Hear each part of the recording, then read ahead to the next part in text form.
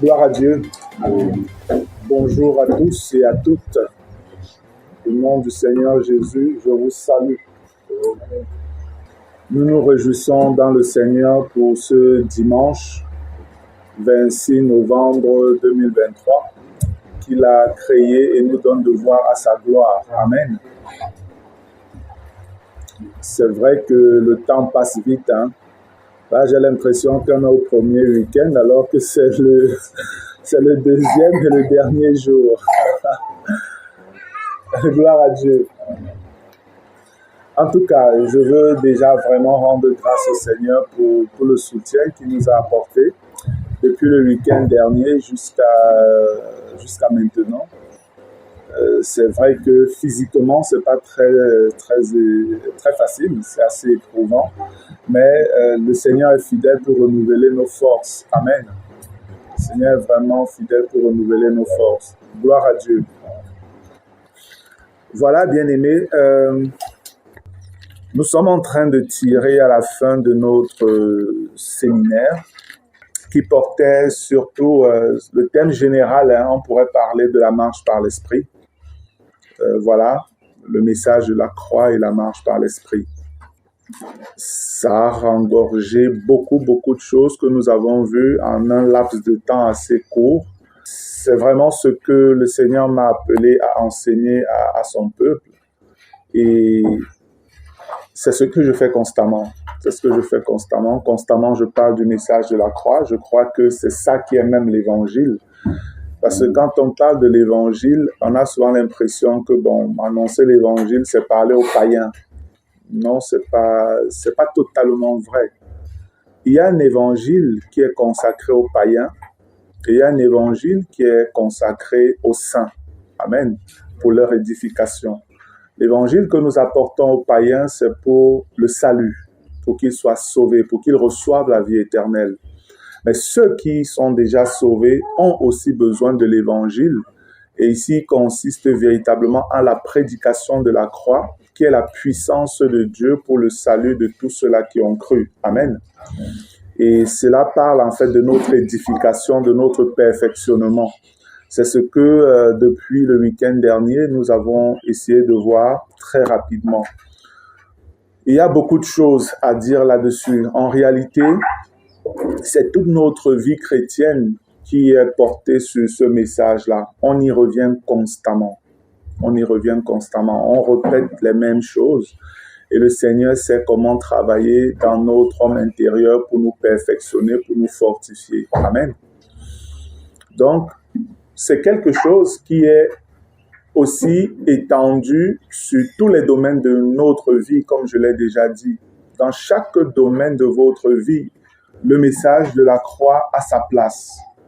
Dans chaque domaine de notre vie, nous devons être conscients de cela et prendre l'habitude d'interroger le Seigneur sur les différents aspects de notre vie, vouloir savoir comment la chose doit être faite. Il est question ici pour des frères qui sont célibataires, de demander à Dieu de savoir comment un célibataire doit vivre la vie de Dieu. Amen. Il est question de demander au Seigneur pour quelqu'un qui est marié, de demander à Dieu comment est-ce qu'un marié doit mener sa vie. Amen. Il est question pour les femmes, parce que c'est souvent par là qu'il y a un peu de problème. Il est question au Seigneur de demander pour nos sœurs, au Seigneur, comment est-ce qu'une femme qui dit ou qui professe servir Dieu doit s'habiller. Parce que c'est souvent où il y a aussi des problèmes et après le légalisme entre dedans et ça fait plus de mal aux sœurs que de bien. Et parfois, c'est des sujets de troubles dans les assemblées. Mais le message de la croix apporte réponse à toutes ces préoccupations-là. Amen. Vous devez juste avoir le désir de connaître, de chercher vraiment à connaître davantage Jésus-Christ. Et plus vous le connaissez, plus le Seigneur vous donnera de comprendre sa doctrine. Parce que sa doctrine est inspirée de sa personne, de sa vie. Amen. Donc voilà, frères, quelques exhortations que je peux vous donner en début comme ça pour vous encourager, vous à votre tour, de rester et de continuer à chercher le Seigneur. Ce que nous avons partagé, ce n'est pas des choses exceptionnelles en réalité, c'est ce qui est écrit. Et je crois que si vous cherchez Dieu, comme lui-même le dit, comme vous cherchez l'argent, comme vous cherchez l'or, comme vous cherchez les biens de la terre, si vous le cherchez de cette manière, il se révélera à vous d'une manière particulière aussi. Amen. Accordez-lui juste un peu de votre temps, avec beaucoup de sérieux, et je crois que le Seigneur fera davantage avec vous aussi. Gloire à Dieu. Nous avons vu Romains 5 hier, c'était hier, voilà. Nous avons vu Romains 5 hier et nous avons compris toute la richesse qu'il y avait dans l'œuvre que Christ a accomplie à la croix pour nous. Nous avons vu Romains 6 et nous avons davantage compris la position réelle que nous avons aujourd'hui en Jésus, dans notre esprit, dans notre âme et même dans notre corps, qui devient véritablement des membres du Seigneur pour la justice. Amen. Nous avons vu Romains 7 également hier en après-midi et le Seigneur nous a donné de voir la grosse bataille qu'il y a entre la loi et la chair. Voilà la loi que la chair utilise pour combattre le ministère de l'esprit dans notre vie. Voilà, c'est mieux dit ainsi. La chair utilise quelque chose qui est bien, qui est approuvé de Dieu, qui est juste, qui est parfait, pour nous créer des problèmes. Et c'est ce qui se passait avec les frères sous l'ancienne alliance. Et eux, dans leur dispensation, ils n'avaient pas trop le choix. Ils devaient simplement s'en remettre au sacrifice d'animaux qu'ils faisaient de manière perpétuelle. Mais nous, en Christ Jésus, gloire à Dieu, le Seigneur a eu la victoire sur la chair et nous ne sommes plus obligés de passer par les sacrifices continuels parce que Jésus-Christ a été sacrifié une fois pour toutes et son sacrifice a parfaitement satisfait la justice de son Père et a aussi apporté une pleine victoire contre nos différents ennemis. Et je vous ai dit que les ennemis des chrétiens sont de 4 ordres exactement. Le premier, je le cite par ordre de dangerosité. La chair, c'est notre premier ennemi. C'est le plus dangereux. Après la chair, c'est le monde. Le monde est le deuxième ennemi du chrétien le plus dangereux. Vous allez voir que le Seigneur vraiment en parle de manière très claire, que ce soit de la chair, que ce soit du monde. Et je vous ai dit que le monde, c'est tout ce qui nous entoure. Tout ce qui est dans ce monde qui nous entoure peut devenir un réel ennemi pour nous. Nous devons le savoir. Et après le monde, nous avons les démons. Les démons parce qu'ils sont nombreux et ils agissent sans contrôle. C'est vrai, c'est des êtres aussi très intelligents. Il ne faut pas un instant minimiser les démons ou les simplifier. C'est des êtres intelligents. Et ils sont puissants également. Et ils sont divers. C'est ainsi qu'ils peuvent donc agir dans notre vie. Et quand je dis dans notre vie, ce n'est pas nous posséder, nous chrétiens. Les démons ne peuvent pas posséder un chrétien. Ce n'est pas possible. Parce que le chrétien est un homme nouveau dans lequel habite le Saint-Esprit. Il est le lieu très saint du Seigneur. Amen. Les démons ne peuvent pas aller au niveau de son esprit. Mais les démons peuvent oppresser les chrétiens qui jouent avec le péché. J'insiste sur qui joue avec le péché. Si vous vous amusez avec le péché, animé par la chair, vous ouvrez des portes qui peuvent permettre aux démons de vous troubler dans vos pensées, de vous troubler dans votre santé, de vous troubler même dans votre psychisme, où vous pouvez parfois avoir des visions bizarres, des choses qui vous troublent, vous n'avez même plus le sommeil, parce que vous, chrétiens, vous vous êtes laissés aller. Les démons peuvent avoir accès à votre âme et à votre corps. Vous devez donc être conscient de cette bataille-là. Les démons aussi sont dangereux, mais en réalité, ce n'est pas les plus dangereux, parce qu'au nom de Jésus, on les chasse. Amen. Il suffit pour un chrétien qui est même oppressé par des démons de passer par la repentance. S'il se repent de son péché de manière honnête et sincère, il est libéré. Il est libéré. Mais comme les démons, c'est aussi des hors-la-loi, moi je les appelle comme ça, c'est des hors-la-loi spirituels, ils sont têtus. Donc, parfois, même, tu peux te repentir, ils essaient de résister. C'est où il faut peut-être l'apport d'autres frères qui imposent, qui ordonnent qu'ils lâchent, qu'ils libèrent et qu'ils partent. Amen. Et normalement, le frère ou la sœur est libéré. Et le dernier ennemi qui, comme bizarrement, est le chef de tous ces gens-là, c'est Satan. C'est Satan. Mais Satan, bien que ce soit un être exceptionnel, de par déjà la position qu'il occupait auprès de Dieu, et puis après la chute, sa chute à lui, voilà, il est devenu ce que nous connaissons. Au départ, on l'appelait astre brillant, dont Lucifer, ce qui veut dire astre brillant. Et il a chuté pour devenir Satan, c'est-à-dire l'accusateur. C'est quelqu'un qui passe son temps à accuser les gens devant Dieu. Et aussi le diable, qui veut dire adversaire, parce qu'il passe son temps à combattre la volonté de Dieu dans la vie des êtres humains.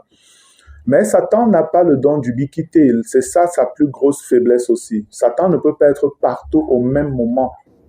Il ne peut pas. Si Satan est présentement au Cameroun, Satan n'est pas aux États-Unis. Si Satan est aux États-Unis, il n'est pas en Chine, ainsi de suite. Il ne peut agir que sous le couvert de ses démons, ceux qui lui sont soumis. C'est comme ça qu'il agit. Et je veux que vous sachiez que l'information et les aptitudes dans le monde spirituel sont de très, très, très, très, très loin supérieures à nos réalités physiques. Nous, on peut prendre le téléphone et là, d'un coup de fil, on peut parler à quelqu'un qui est aux États-Unis en quelques secondes. Satan, lui, peut être au Cameroun et en quelques secondes, il est aux États-Unis. Est-ce que vous comprenez la différence? Donc, ce n'est pas le genre, s'il veut parler à quelqu'un qui est aux États-Unis, il n'a pas besoin de prendre le téléphone. Il a besoin simplement même d'une pensée pour se retrouver devant cette personne-là. Il a cette capacité. Et vous voyez souvent, une chose qui trompe aussi les gens, c'est dans Luc au chapitre 16, quand on parle du mauvais riche et du pauvre Lazare. On nous fait comprendre que, voilà, le pauvre, voilà, dans le séjour des morts, il a levé la tête, le mauvais riche, et il a vu Lazare dans le sein d'Abraham, loin dans le sein d'Abraham. On a l'impression qu'ils sont dans le même lieu. Non, ils ne sont pas dans le même lieu. Le mauvais riche était en enfer, sous la terre. Mais dans le domaine, l'enfer est un lieu qui est physique, mais c'est aussi une portée spirituelle. Parce qu'on est en enfer d'abord dans son âme et son esprit. Amen. On n'est pas en enfer dans son corps. C'est dans le lac de feu qu'on sera esprit, âme et corps pour les rebelles. C'est dans le lac de feu. Mais étant en enfer, Dieu a permis que le mauvais riche puisse voir la position glorieuse dans laquelle se trouvait Lazare, le pauvre Lazare. Et ça, c'était pour notre instruction. C'était pour notre instruction. C'est pas comme si c'était tous dans le même lieu, le séjour des morts, comme certains pensent, et que bon, il y avait un gros fond qui les sépare, et puis l'autre de l'autre côté, celui-ci, non. Quand il parle du fait qu'ils sont séparés par un grand, c'est simplement pour dire qu'il y a une distance qui les sépare, et c'est spirituellement qu'ils étaient en train de converser. Et là, de manière spirituelle, quelqu'un peut être ici, à Ebolova, et d'un regard, il voit ce qui se passe à Yaoundé. Oui, ce sont les dons, les capacités du côté spirituel. C'est en cela que Jésus pouvait dire à Nathanaël, quand il dit « Voici un juste en lequel il n'y a point de fraude », et il lui demande « Mais d'où me connais-tu » Jésus lui dit « Lorsque tu étais assis sous l'arbre là-bas, je te voyais. » Ça, ce sont des capacités spirituelles en réalité.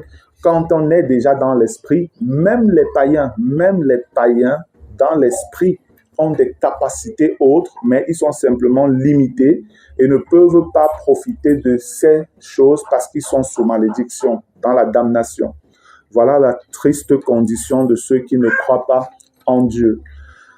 Mais pour nous, dans notre état glorieux, ou encore même simplement spirituel, des états glorieux, c'est vrai, dans l'esprit, dans le Seigneur, nous sommes déjà dans un état glorieux, mais dans notre état glorieux aussi, sur le plan physique, quand on revêtira notre corps de gloire, je l'ai dit un peu hier en passant, on fera des choses extraordinaires. Les lois de la nature, de la physique et tout ce que nous connaissons n'auront plus aucun pouvoir sur nous, aucun. On pourra clairement même marcher dans le feu sans se faire brûler. Amen. Ce qui est passé avec les amis de Daniel, nous également, le feu n'aura pas de problème.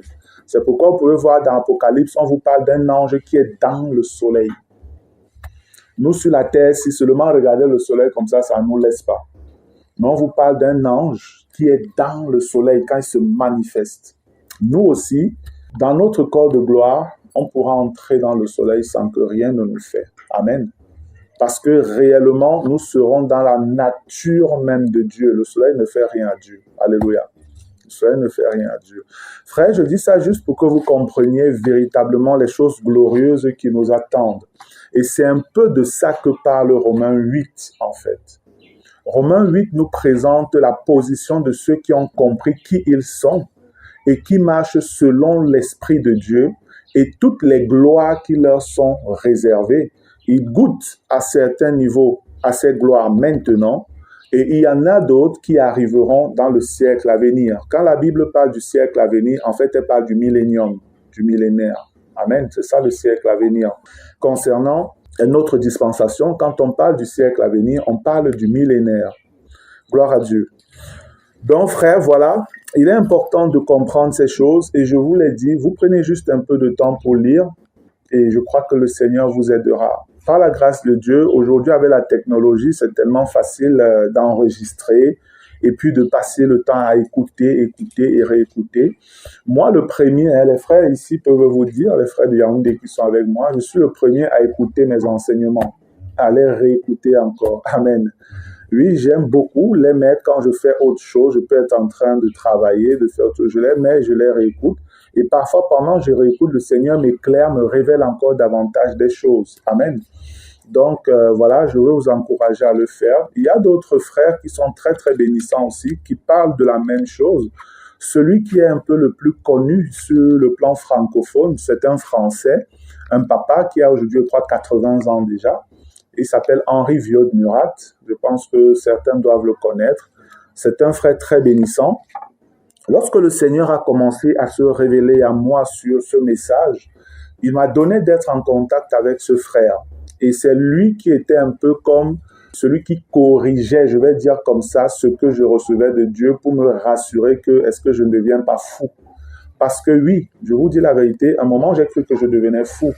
Parce que je découvrais des choses, j'avais fait déjà plus d'une dizaine d'années de pentecôtisme et tout ça.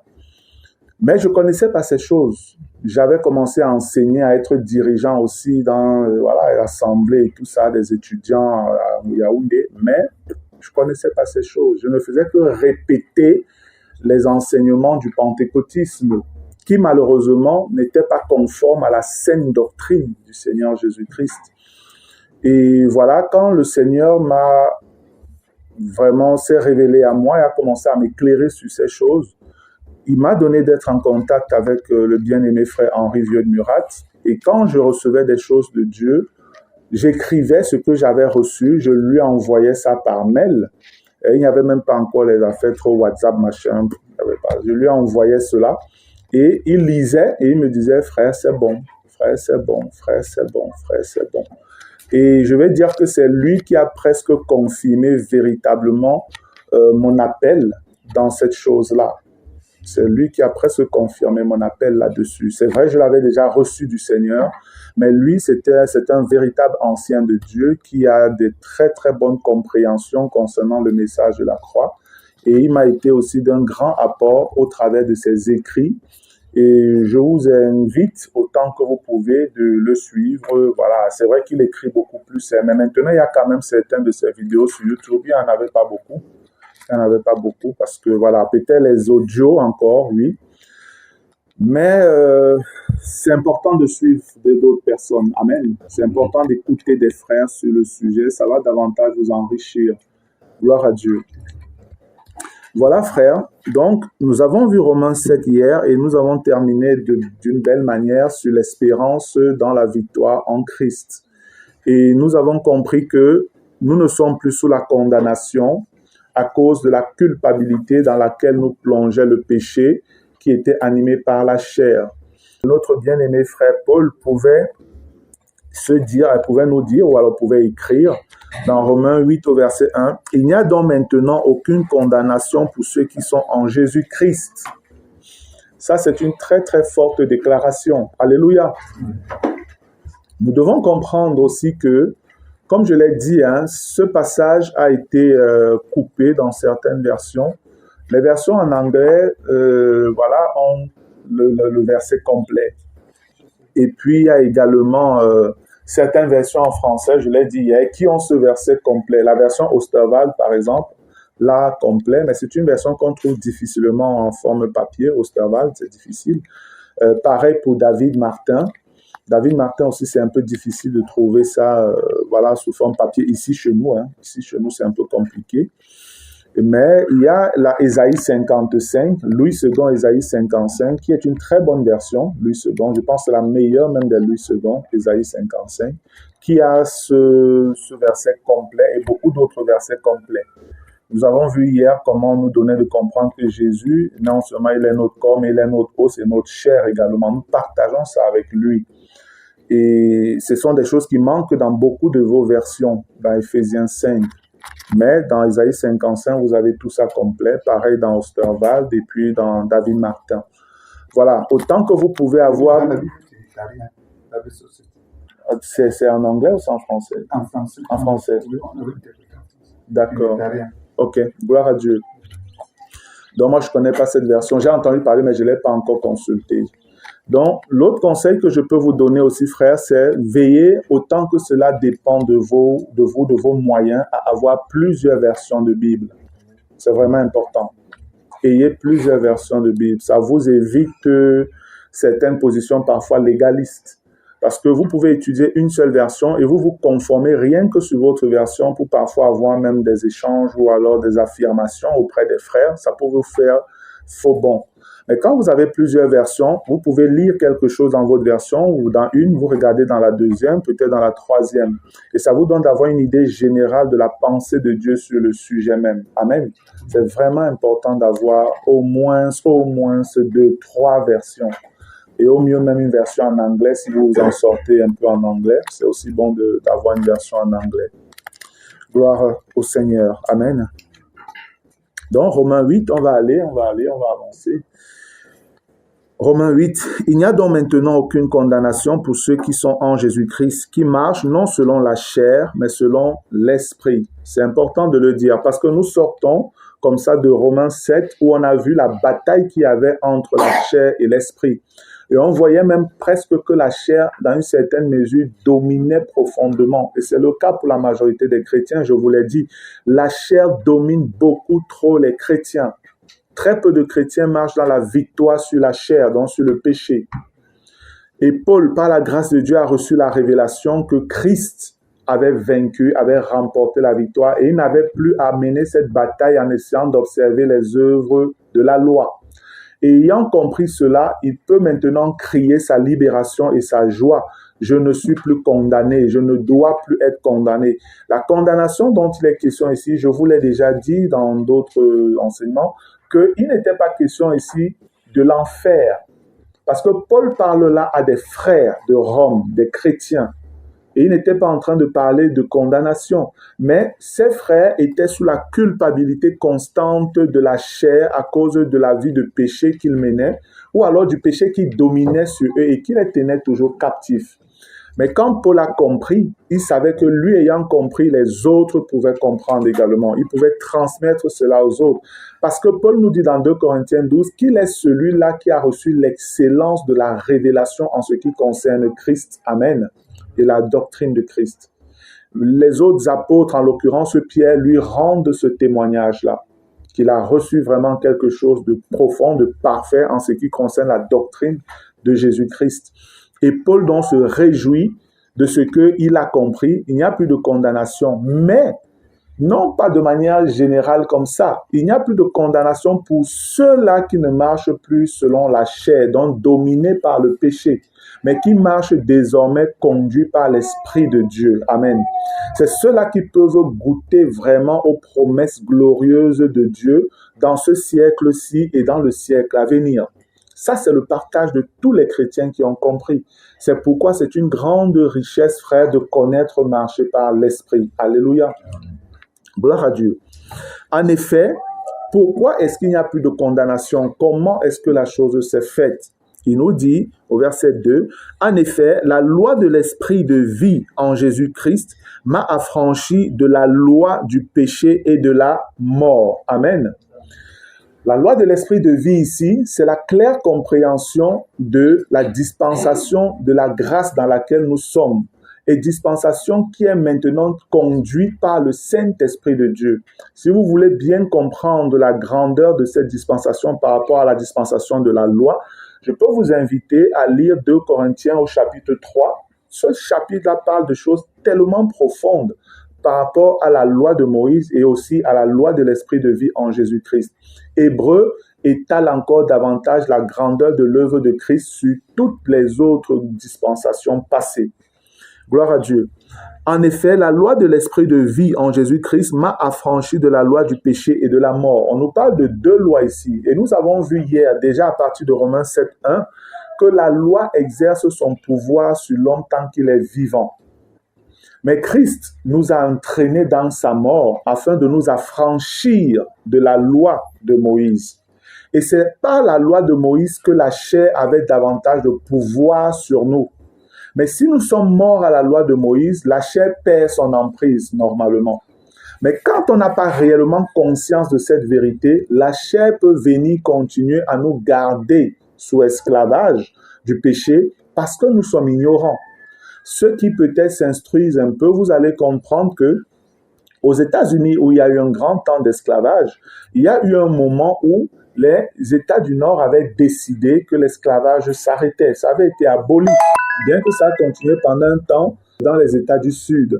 Mais la réalité, c'est que même dans le Nord, il y avait un certain nombre de Noirs qui n'étaient pas au courant, encore moins dans le Sud. Alors ça avait été décrété sur tout le territoire que l'esclavage était aboli. Donc les Noirs étaient libres de déposer toutes les roues, les machettes et tout ce qu'ils utilisaient au champ et partir. C'est clair, les maîtres allaient tout faire pour les garder, peut-être dans la violence, et il y en a sûrement eu. Mais ils avaient le droit de partir. Amen. Ils ne violaient plus une loi. Ils ne violaient plus une loi. Mais ce qui s'est produit, c'est que beaucoup de Noirs n'étaient pas au courant qu'ils avaient été affranchis, que l'esclavage a été aboli. Et ils restaient donc des esclaves et se soumettant toujours aux ordres du maître dans la souffrance. Et c'est ainsi qu'il y a eu certains Noirs ayant compris cela et s'étant rapidement émancipés, étant libérés, ils ont commencé à parcourir les États-Unis pour avertir à leurs autres frères noirs, vous n'avez plus à vous soumettre à ces gens, vous êtes libres maintenant. Alléluia. En fait, frère, c'est ce que je fais. C'est ce que je fais. Je ne suis qu'un esclave émancipé, libéré. Amen. Et je me balade un peu partout où Dieu m'envoie pour crier à mes frères, vous êtes libérés, vous n'avez plus à vous soumettre à ce maître. Gloire à Dieu. Donc, ça, c'est la loi de l'esprit de vie en Jésus qu'il a accompli et nous a libérés de la loi du péché et de la mort. Il n'y a qu'une loi qui peut anéantir une autre loi. Amen.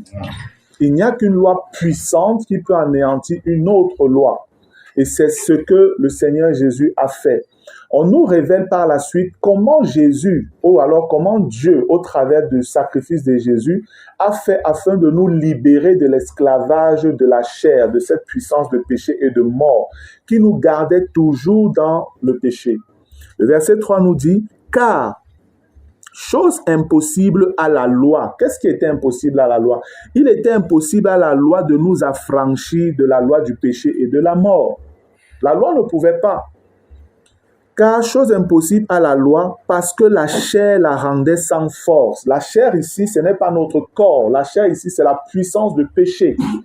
Parce que dans l'ignorance, la puissance de péché agissait toujours dans les hommes et même dans les chrétiens pour leur donner de comprendre que non, vous ne pouvez pas vous libérer. Regardez vos pensées, regardez les désirs que vous avez encore, regardez telle chose.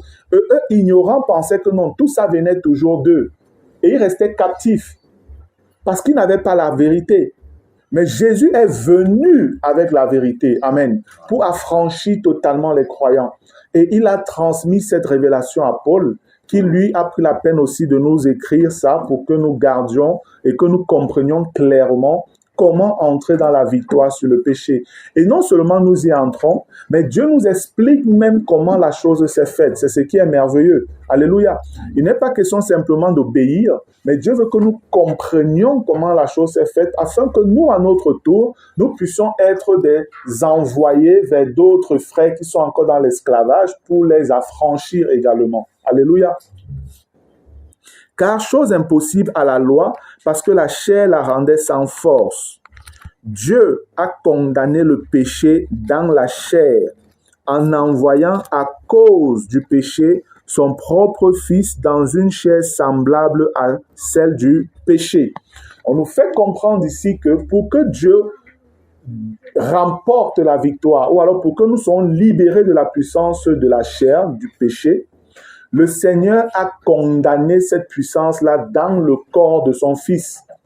Et la Bible nous révèle dans 1 Pierre 2, au verset 24, que c'est à la croix que Jésus a porté nos péchés dans son corps. Amen. Et en le faisant, en fait, c'était une manière de condamner la chair, cette puissance de péché, et de l'entraîner à la mort. C'est pourquoi on nous dit que la chair a été crucifiée avec ses désirs et ses passions. Parce que crucifié, parce que c'est quand Christ était à la croix qu'il a porté le péché de l'homme, des hommes, et même la nature du péché, Christ l'a porté en lui et il est allé à la mort. Jésus a agi un peu comme un kamikaze. C'est comme s'il a dit, viens, je vais aller à la mort et je te prends avec moi. Vous savez, quand les kamikazes, ils viennent là, ils explosent avec vous tous. Eux-mêmes partent. C'est ce que Jésus a fait. C'est ce que Jésus a fait. Le Seigneur Jésus a pris le péché de l'homme, la chair également, et il est allé à la mort. La chair a été vaincue. Amen. Amen. C'est à la croix que Jésus a vaincu les puissances des ténèbres. Colossiens nous le dit. Ce n'est pas en enfer. Jésus n'est pas descendu en enfer pour aller taper Satan et les démons là-bas. Colossiens nous dit clairement que c'est à la croix qu'il a remporté la victoire. Alléluia. C'est à la croix, frère. On nous dit donc que, car chose impossible à la loi, parce que la chair la rendait sans force, Dieu a condamné le péché dans la chair. Ici, là, c'est dans le corps, en envoyant à cause du péché, donc à cause de la chair, de cette nature du péché, Dieu a envoyé son propre Fils dans une chair, dans un corps semblable à celle du péché. Semblable, pas identique. Écoutez bien, semblable, pas identique. Le corps de Jésus n'était pas exactement comme notre corps. Pourquoi? Simplement parce que Jésus n'avait pas la puissance de péché en lui. Jésus n'avait pas la chair en lui. Parce que Jésus n'est pas né de l'union d'un homme et d'une femme. Il n'avait donc pas cette puissance. Parce que si Jésus avait la puissance du péché, alors le Seigneur serait souillé et il ne serait plus un agneau sans tache. Amen. C'est pourquoi il a dû naître par la vertu du Saint-Esprit. Alléluia. En réalité, nous également, nous naissons comme Jésus, dans notre seconde naissance ou nouvelle naissance. Nous naissons par la vertu du Saint-Esprit. C'est pourquoi on dit nous sommes nés de Dieu. Nous sommes nés de Dieu, donc de l'Esprit de Dieu. Et c'est pourquoi la chair, normalement, ne doit plus avoir de pouvoir sur nous. Jésus, tel qu'il est venu, il n'avait rien de Satan en lui. Le Seigneur le dit clairement. Donc, l'ennemi ne pouvait pas dominer sur lui. Dans Jean 14, 30, il dit, « Je ne parlerai plus guère avec vous, car le prince du monde vient. Il n'a rien en moi. » Alléluia. Nous, Satan peut dire, « J'ai encore quelque chose en vous. » Parce que dans notre corps, il a un ennemi, il a un élément là, la chair. Il a un élément, la chair, qui est là, qui nous espionne, tout ce qu'on fait est communique à Satan. Satan peut aller nous accuser chez le Père. C'est ce qu'il fait. Satan peut aller nous accuser. Mais la grâce de Dieu est toujours à notre portée. Amen. La miséricorde de Dieu, le pardon de Dieu est toujours là pour nous, pour tous ceux qui se répandent. Alléluia. Nous devons donc bien comprendre ça, frère. Le Seigneur Jésus est venu dans un corps parfait en tout point. Jésus n'a pas connu la puissance du péché qu'est la chair. Et le Seigneur, malgré tout, il a été tenté en tout point, mais il n'a jamais péché. Et à la croix, il a vaincu la chair.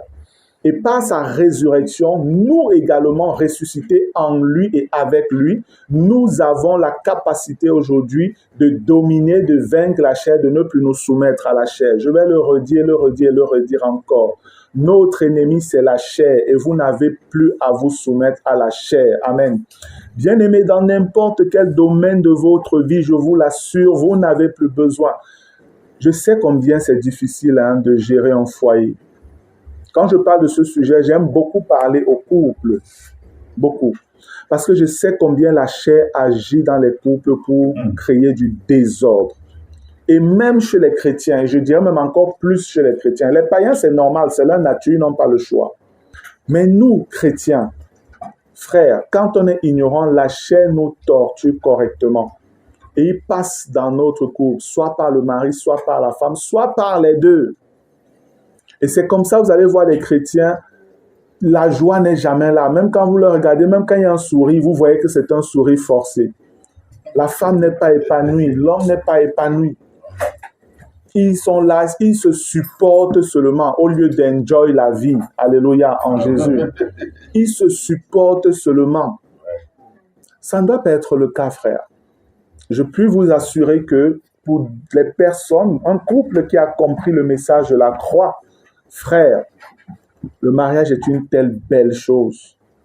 Le mariage est une belle chose, bien-aimé. Pour deux personnes qui ont compris le message de la croix, c'est quelque chose d'exquis d'être avec son conjoint, sa conjointe. C'est quelque chose de merveilleux.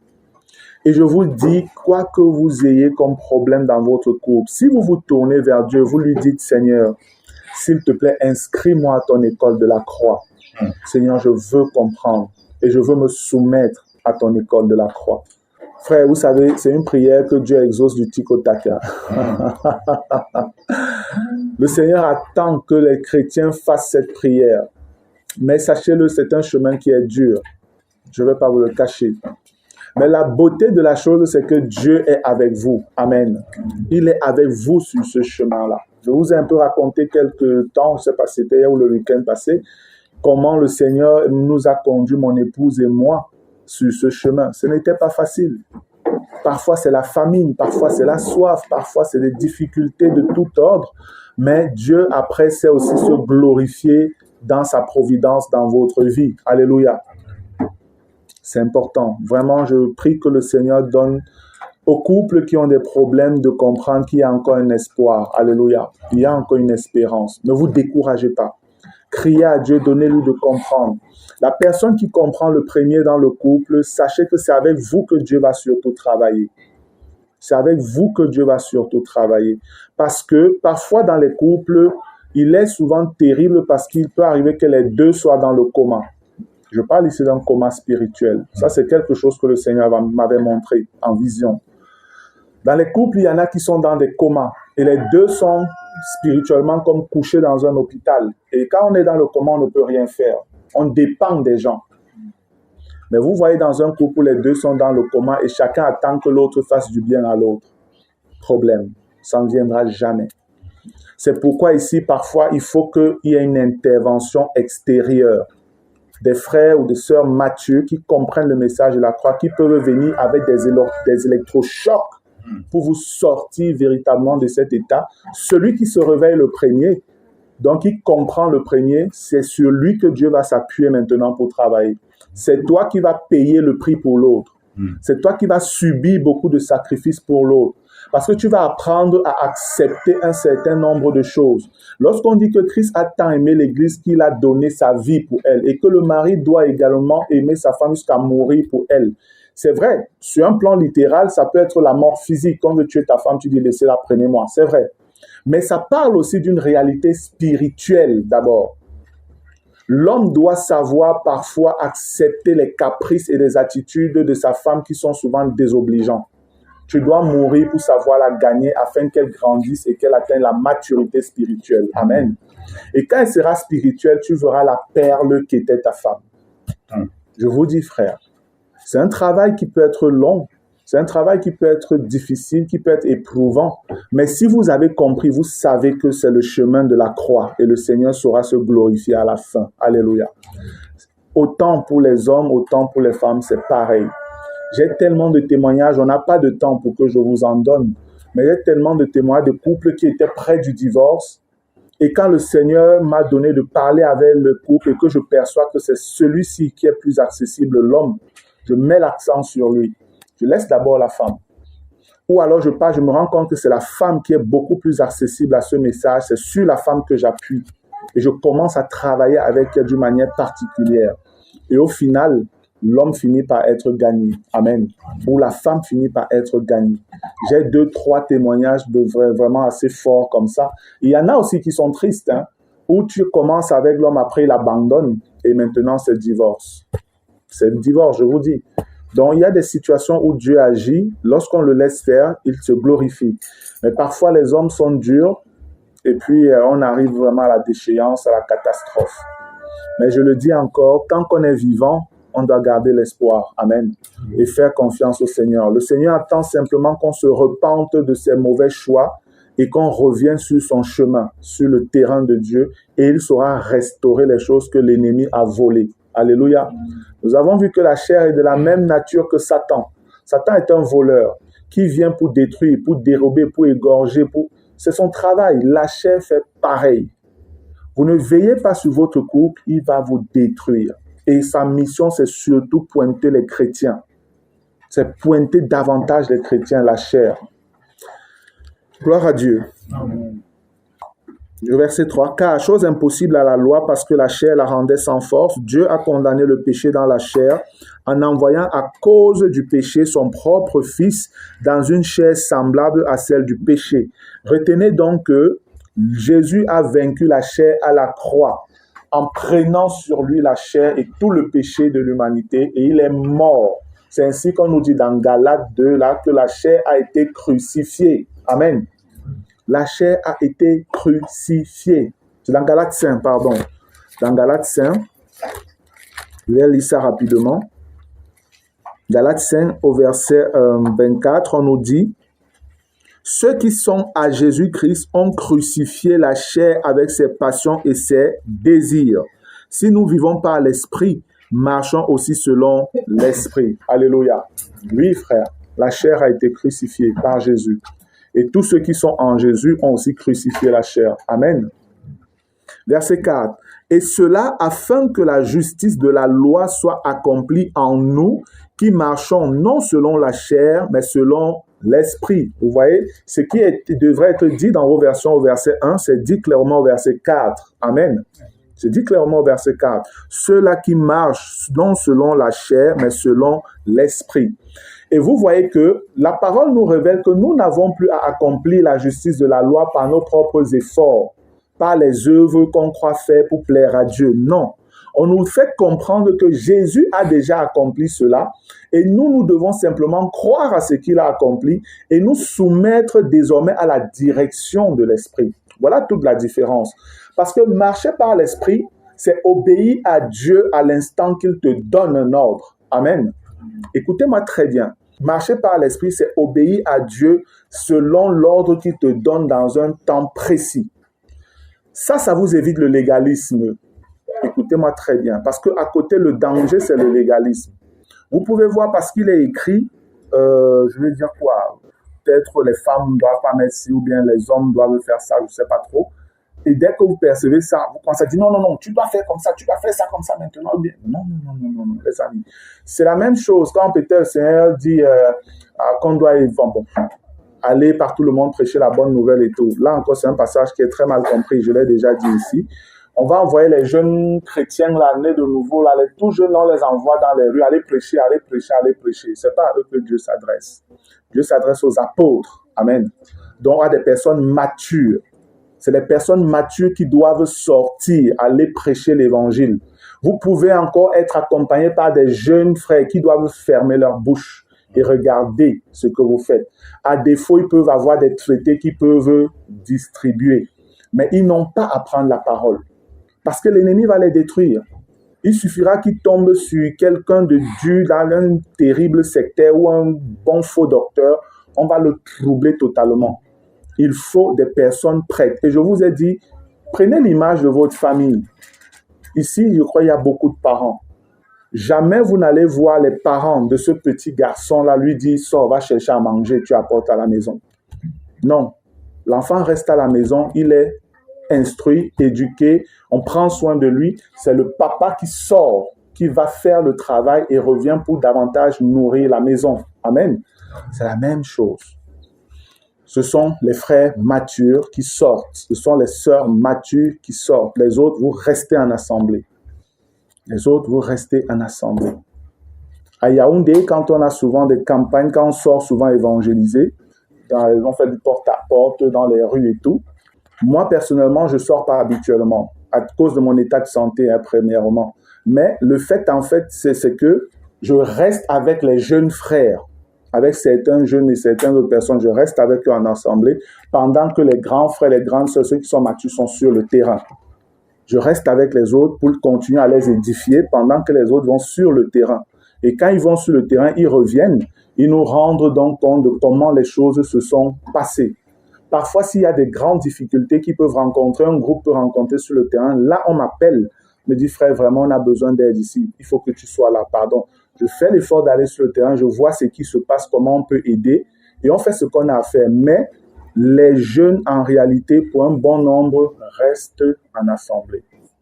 Quelques jeunes, parfois, peuvent sortir, mais là, vraiment, ils sortent pour observer ce que les grands font.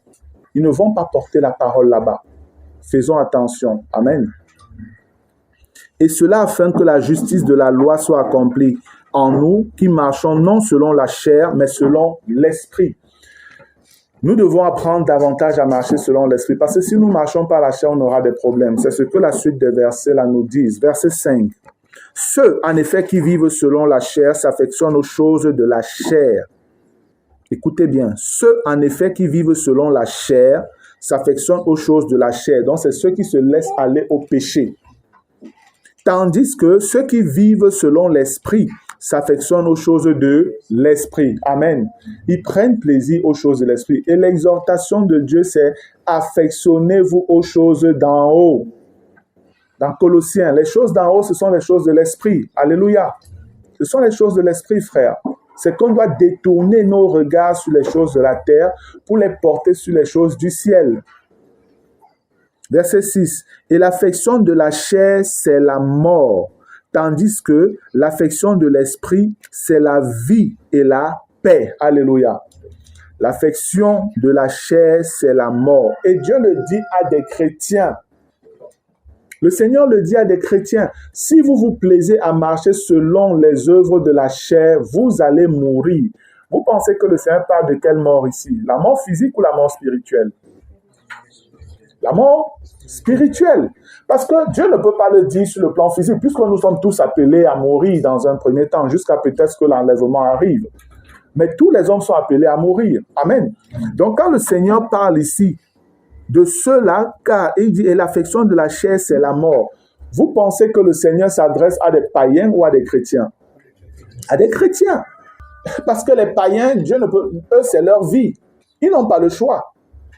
Les païens ne peuvent pas s'affectionner aux choses de l'esprit. Donc Dieu est en train de s'adresser à des chrétiens qui ont le choix de soit se soumettre à l'esprit et obéir à Dieu et marcher donc par l'esprit, soit se laisser entraîner encore par leurs passions, les passions du péché, les passions de la chair, et aller à la mort. Frère, je vais encore le dire, sauver pour toujours, c'est une hérésie. Le chrétien doit veiller sur sa marche au quotidien avec la grâce de Dieu, avec l'aide du Saint-Esprit. Amen. Voilà des passages qui sont très clairs, mais vous ne verrez pas ces gens aller toucher ces passages, parce qu'ils ne le comprennent même pas. Puisqu'ils ne comprennent même pas la nouvelle naissance. Ils ne savent pas ce que c'est. Ce que c'est que quand tu as compris ce qu'est la nouvelle naissance, comme nous voyons cela depuis, tu ne peux pas adhérer à cette doctrine de sauver pour toujours. Tu ne peux pas. Gloire à Dieu. Verset 6. Et l'affection de la chair, c'est la mort, tandis que l'affection de l'esprit, c'est la vie et la paix. L'affection de l'esprit, c'est la vie et la paix. Et ça, c'est ce que je vous disais. Si vous êtes dans un couple où vous aimez vraiment les choses du Seigneur, je puis vous dire, frère, que vous aurez la vie de Dieu. La vie de Dieu va couler. Cette vie qui va couler en fait, va impacter la vie d'autres personnes qui vous entourent. Amen. Les autres frères et les autres sœurs rendront témoignage de votre foyer. Et vous serez des personnes qui serez en paix. Ça se verra sur votre visage. Sur le visage de la femme, sur le visage de l'homme. On verra que voilà un couple qui a la vie de Dieu, un couple qui est en paix. C'est pas à l'esprit que c'est possible. Alléluia.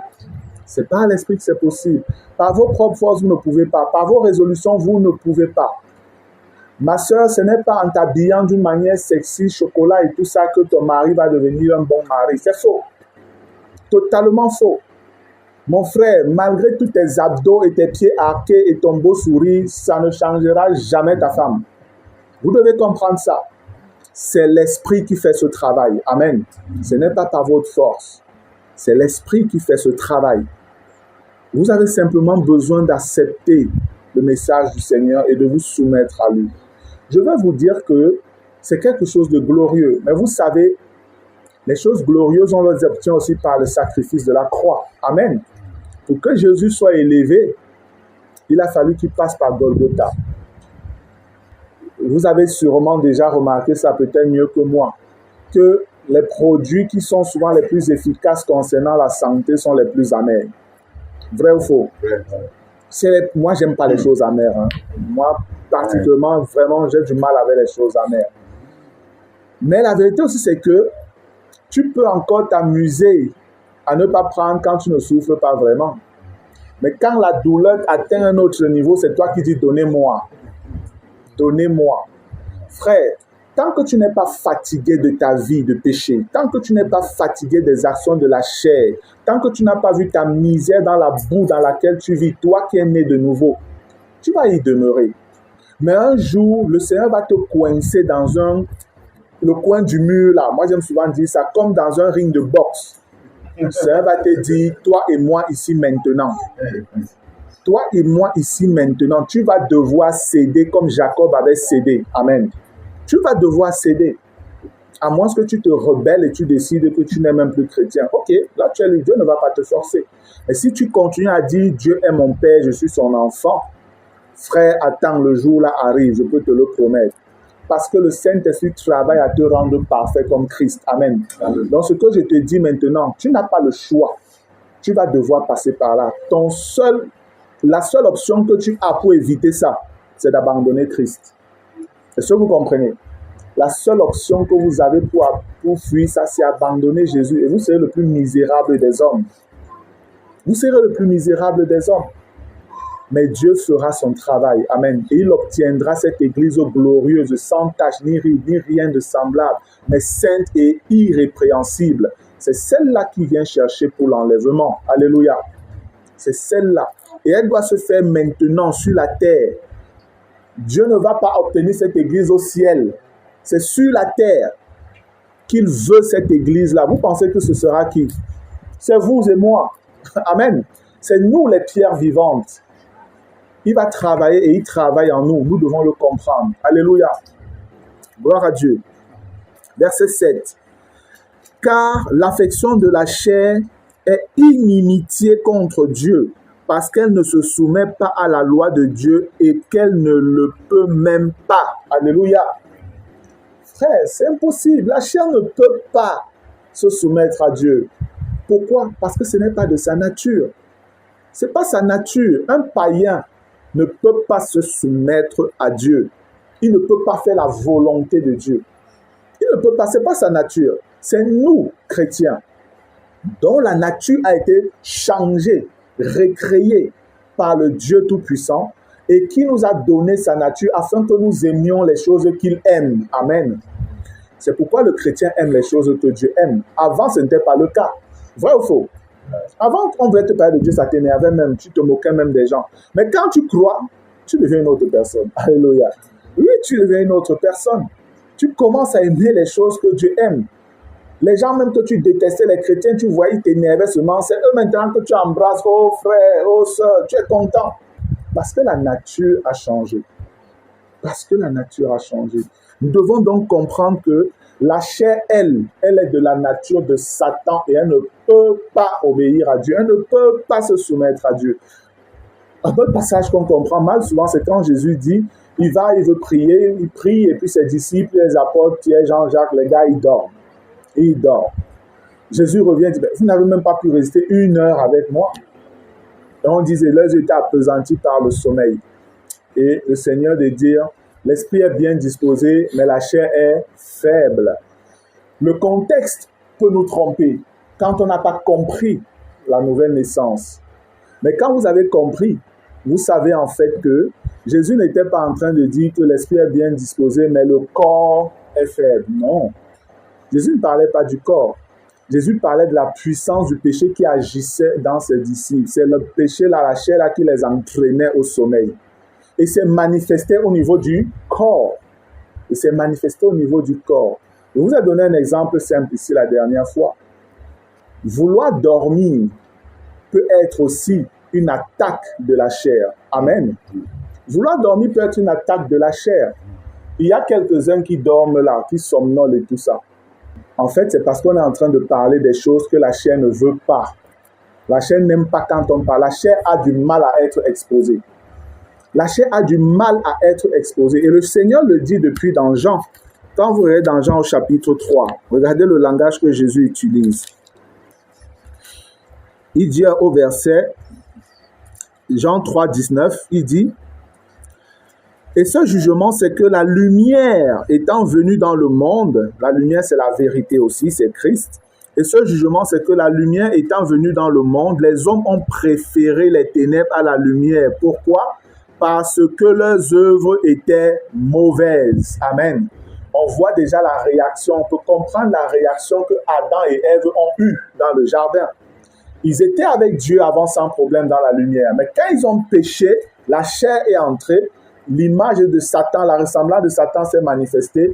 Ils écoutent la lumière qui vient, ils se cachent parce que leurs œuvres étaient mauvaises. C'est ce que Jésus nous dit ici. Verset 20. Car quiconque fait le mal hait la lumière et ne vient point à la lumière de peur que ses œuvres ne soient dévoilées. La chair donc veut toujours se cacher. La chair ne m'aime pas du tout. Le monde de Satan, il ne m'aime pas du tout. Si ce n'était la grâce de Dieu, c'est que je ne suis plus vivant. Parce que exposer ainsi l'ennemi, frère, c'est à tes risques et périls. Et si tu t'amuses à exposer ainsi Satan et ta vie est une vie d'hypocrisie, tu ne mettras pas l'homme sur la terre. Satan va finir avec toi. Donc je dis ça pour des personnes qui pourraient simplement vouloir aller répéter simplement ce que j'ai dit et dont leur vie ne témoigne pas de ce qu'ils disent. Faites attention. Commencez par travailler dans votre propre vie. Amen. Avant d'essayer d'aller porter ce message à d'autres personnes. Je vous ai averti. La chair n'aime pas être exposée. Satan n'aime pas être amené à la lumière. Il aime travailler dans les ténèbres. C'est pourquoi la chair, pendant longtemps, elle se cache, elle agit et vous fait croire que c'est vous-même qui agissez. Mais le Seigneur a pointé la lumière sur ses œuvres et nous les a révélées. Alléluia. Amen. Et on nous dit au verset 21, « Mais celui qui agit selon la vérité vient à la lumière afin que ses œuvres soient manifestées parce qu'elles sont faites en Dieu. » Alléluia. Amen. Frère, c'est tellement bénissant ces choses. Parfois, on les lit, on ne comprend pas. Parfois, on les lit, on ne comprend pas. Mais le Maître a dit, l'esprit est bien disposé, mais la chair est faible. Jésus parlait ici de cette puissance de péché qui est dans les hommes et qui les empêche de pouvoir faire ce que Dieu veut.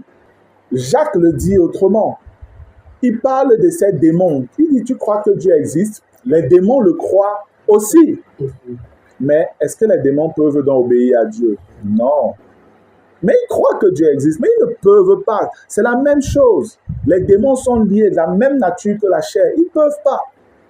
C'est en cela qu'on dit que, au verset 7, car l'affection de la chair est inimitié. C'est une guerre entre la chair et l'esprit contre Dieu parce qu'elle ne se soumet pas à la loi de Dieu et qu'elle ne le peut même pas. L'esprit est bien disposé. Chrétien, toi qui es là, je sais, tu aimerais bien écouter, tu veux rester éveillé, tu ne veux pas être fatigué. Mais la chair attaque. Quand tu n'as pas compris ça, elle va t'entraîner dans le sommeil. C'est la chair. Mais dès qu'on va dire là maintenant, ok, on arrête, on a terminé, c'est la pause. Tu ne pars pas dans la chambre dormir. Hein. Tu sors taper les commentaires dehors. Tu sors taper les commentaires dehors, mais où est le sommeil? La chair voit que bon, c'est fini, on a fini de parler de moi. Allons parler des Tofis. Allons parler de Francis Ngannou. Allons parler de je ne sais pas de quoi, des affaires. Là, il n'y a pas de problème. Vous parlez, là, il n'y a pas de problème. Mais dès qu'on va encore dire que, frère, on reprend, tu recommences à dormir. Le sommeil revient encore.